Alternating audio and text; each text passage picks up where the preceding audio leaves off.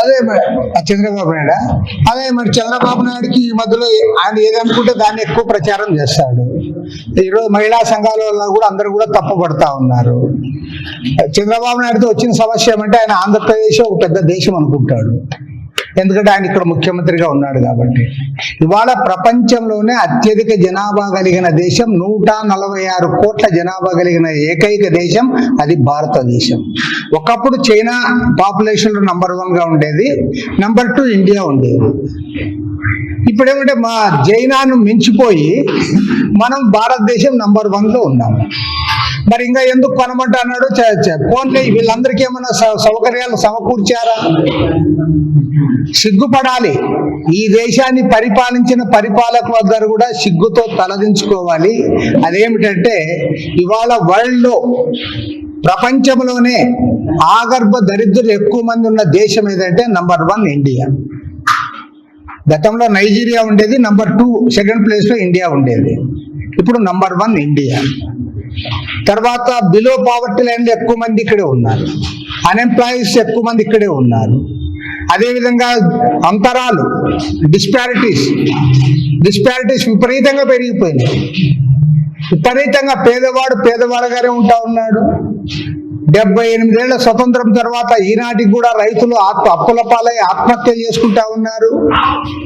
కాబట్టి నువ్వు మౌలిక సమస్యలు, ఇప్పటికి కూడా కరెంటు లేని గ్రామాలు ఉన్నాయి, ఇప్పటికి కూడా 30-35% ఇల్లిటరేట్స్ ఉన్నారు ఈ దేశంలో.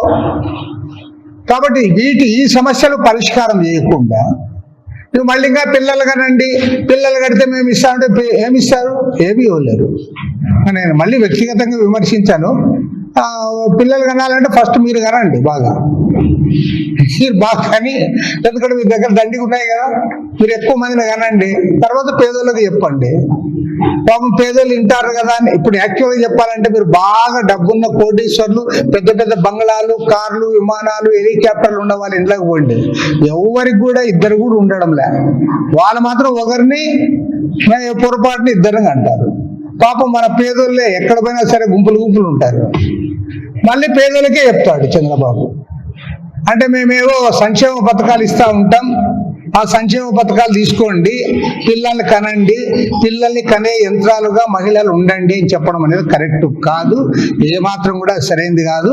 అసలు అన్సైంటిఫిక్ ఆలోచన అది. నిజంగా పిల్లలు పుట్టని దేశాల్లో వాళ్ళు చెప్పుకోవచ్చు, తప్పులేదు, ఎందుకంటే వాళ్ళు అక్కడ జనన రేటు తక్కువ ఉంది కాబట్టి. ఇండియాలో ఆ పరిస్థితే లేదు. చంద్రబాబు నాయుడుకి ఏమంటే ఇండియా గురించి తెలియక కాదు, ఇండియా గురించి పాపం ఆయనకు కూడా తెలిసే, ఆయన ప్రపంచం గురించి కూడా తెలిసే. కానీ దురదృష్టం ఏమంటే ఆయన ఏ కుర్చీలో కూర్చుంటాడో అదే ఒక దేశం అనుకుంటాడు. ఆయన ముఖ్యమంత్రిగా ఉన్నాడు కాబట్టి ఆంధ్రప్రదేశ్ ఒక దేశము. ఆంధ్రప్రదేశ్లో జనాభా ఉత్తరాది రాష్ట్రాల్లో మాదిరి ఇప్పుడు యూపీ, బీహార్ ఆ రాష్ట్రాలు ఏమైనాయో ఒకసారి చంద్రబాబు నాయుడు పోయి చూసి రావాలి. వాళ్ళు జనాభా దండిగా ఉన్నారు కదా, మరి మనకంటే అధ్వానంగా ఉన్నాయి పరిస్థితులు. కాబట్టి ఏమంటే ఇది అన్సైంటిఫిక్ నంబర్ 1. నంబర్ 2 ఏమంటే ఆయన దేశాన్ని, ఆయన జాతీయ స్థాయిలో రాజకీయాల్లో కొన్ని సందర్భాల్లో కీలక పాత్ర పోషించినప్పటికీ ఇవాళ రాష్ట్రం విడిపోయిన తర్వాత విడిపోయిన రాష్ట్రానికి ముఖ్యమంత్రిగా ఉంటూ సంకుచితంగా ఆలోచిస్తాను. చాలా దాన్ని ఏమంటారంటే ఇంకా ఇట్లా మూసుకొని పోతున్నాడు ఆయన స్థాయికి తగ్గట్టుగా మాట్లాడడం లేదు. లడ్డు విషయంలో కూడా అంతే. లడ్డు విషయంలో కూడా ఏంది ఆయన మాట్లాడింది? నీవు యువర్ ఇన్ పవర్, నీకు అంతులేని అధికారం ఉంది, పైగా నీవే చెప్తే మేము ఇక్కడ అధికారంలో ఉన్నాం, అక్కడ అధికారంలో ఉన్నాం, డబుల్ ఇంజన్ సర్కార్ అంటుంది. ఇక్కడ సిఐడి పోలీసులు మీ చేతుల్లో ఉన్నారు, అక్కడ సిబిఐ కూడా మీ చేతుల్లోనే ఉంది.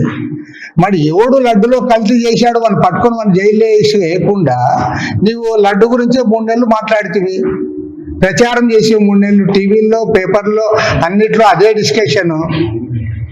కాబట్టి ఏమంటే ముఖ్యమంత్రి గారు ఈ పిల్లల్ని కనమని ఏదైతే సందేశం ఇస్తూ ప్రచారం చేస్తా ఉన్నాడో అది సరైనది కాదు, ఇది అన్సైంటిఫిక్, అది ఆయన స్థాయికి తగ్గట్టుగా కూడా లేదు.